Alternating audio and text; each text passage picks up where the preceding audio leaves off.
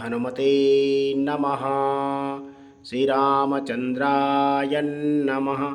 श्री परमात्मने नमः। रामायुध अंकित ग्रह शोभा बरनि न जाय। नव तुलसी का वृंद तें देख हरस कपिराय। सियावर राम जय जय राम। मंगल भवन अमंगल हारी। द्रवहु सुदशरथ अजर बिहारी। वह महल श्री राम जी के आयुध धनुष बाण के चिन्हों से अंकित था। उसकी शोभा वर्णन नहीं की जा सकती। वहाँ नवीन नवीन तुलसी के वृक्ष समूह को देखकर कपिराज श्री हनुमान जी हर्षित हुए। लंका निश्चर कर निवासा। यहाँ कहाँ सज्जन कर वासा। मन मोह तर्क करें कपिलागा। तेई समय विभीषण जागा। लंका तो राक्षसों के समूह का निवास स्थान है। यहाँ सज्जन साधु पुरुष का निवास कहाँ। हनुमान जी मन में इस प्रकार तर्क करने लगे।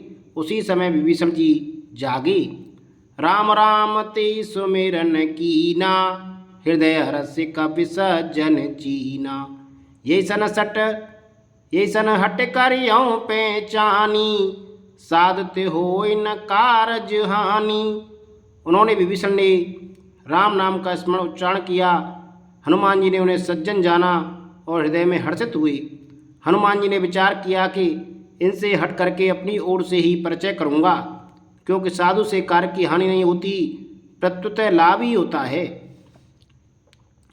विप्ररूप धरे बचन सुनाए। सुनत विभीषण उठित आए। करे प्रणाम पूछी कुशलाई। विप्र कहो निज कथा बुझाई।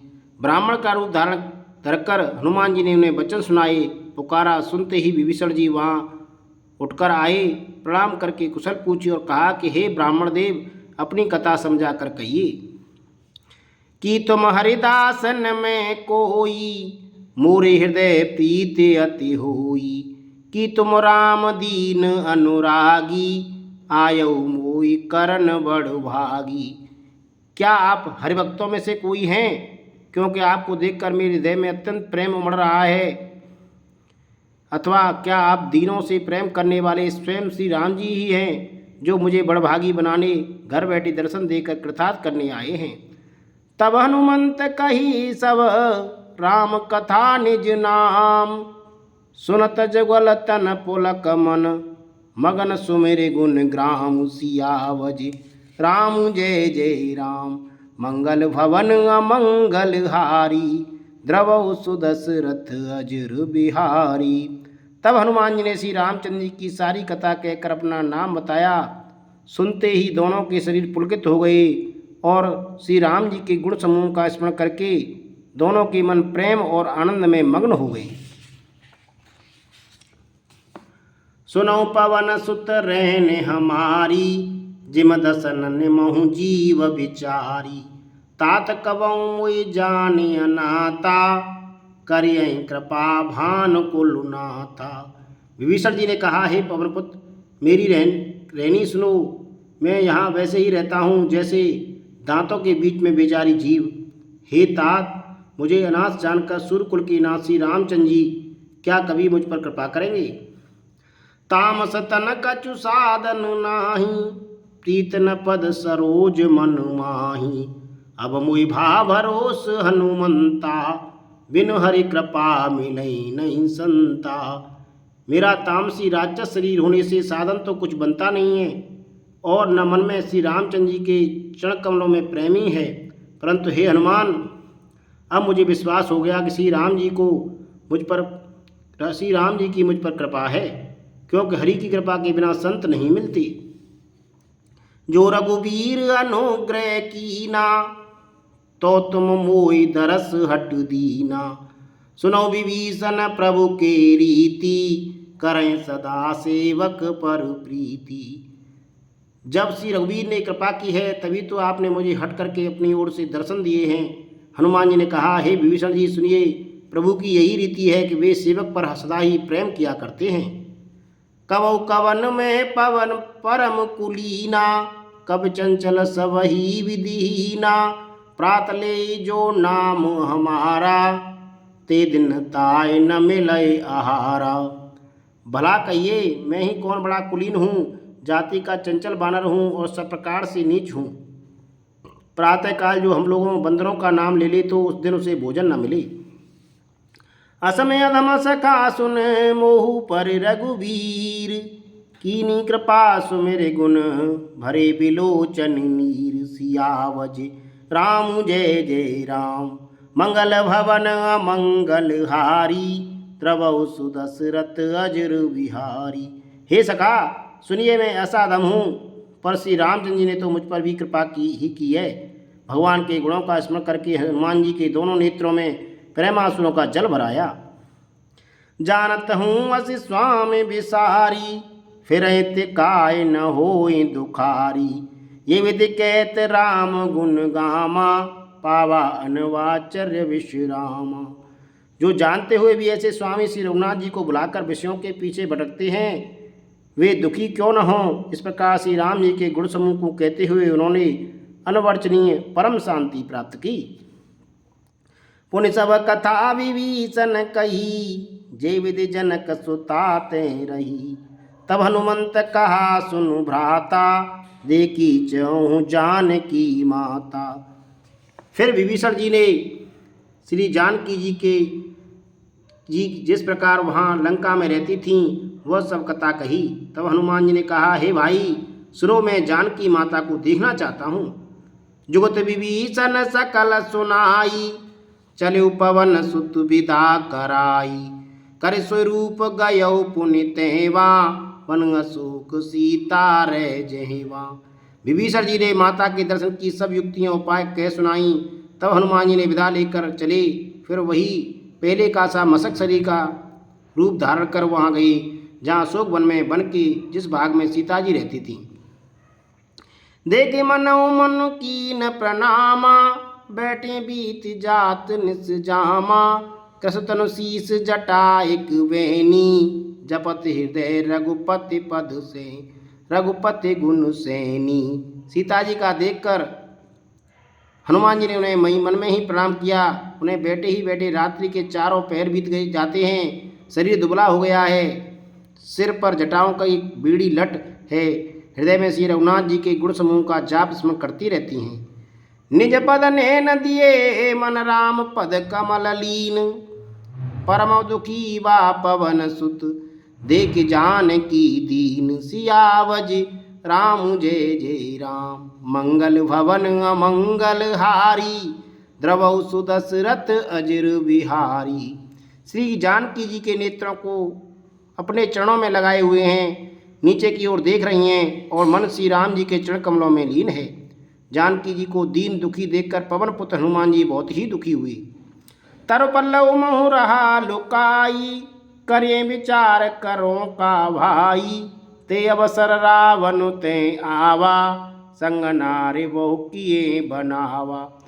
हनुमान जी वृक्ष के पत्तों में छिप रहे और विचार करने लगे कि हे भाई क्या करूं, इनका दुख कैसे दूर करूं। उसी समय बहुत सी स्त्रियों को साथ लिए सज धज कर रावण वहाँ आया। वह विधि कलसी तय समुझावा, सामदान वह भेद दिखावा। कह रावण सुन सुम के सयानी, मंदोदरी आदि सब रानी।